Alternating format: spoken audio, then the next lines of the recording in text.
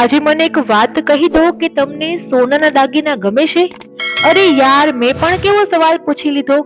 સોનાના દાગીના કોને ના ગમે? એમાંય પાછી લેડીઝને તો અતિશય શોખ હોય છે, બરાબર ને? હવે તમને કોઈ પૂછે કે પૃથ્વી પર સોનું ક્યાંથી આવ્યું, તો તમે શું જવાબ દેશો? નથી ખબર ને?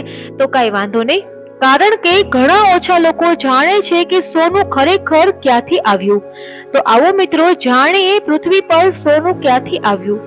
જુઓ, હવે જો વાત કરી તો વૈજ્ઞાનિકોનું માનવું છે કે પૃથ્વીની અંદર જે સોનું છે તે પૃથ્વીની મિલકત નથી. જી હા, વૈજ્ઞાનિકોના મતે સોનું પૃથ્વી પર અવકાશમાંથી આવ્યું છે.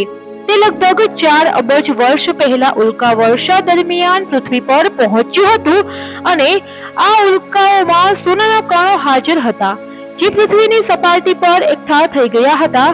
ત્યારે વૈજ્ઞાનિકો તેને લેટવેનેર હાઇપોથેસિસ પણ કહે છે.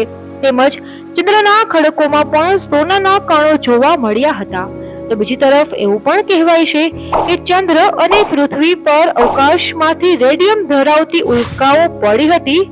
તેમજ મિત્રો 1868માં સ્પેક્ટ્રોસ્કોપીની મદદથી વૈજ્ઞાનિકોએ સૂર્યગ્રહણ દરમિયાન સૂર્યમાં હિલિયમની શોધ કરી હતી.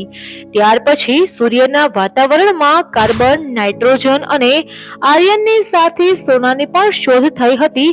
અને સંશોધક એમ પણ કહે છે કે સૂર્ય પર 2.5 ટ્રિલિયન ટન સોનું છે, જે પૃથ્વી કરતા ઘણું વધારે છે.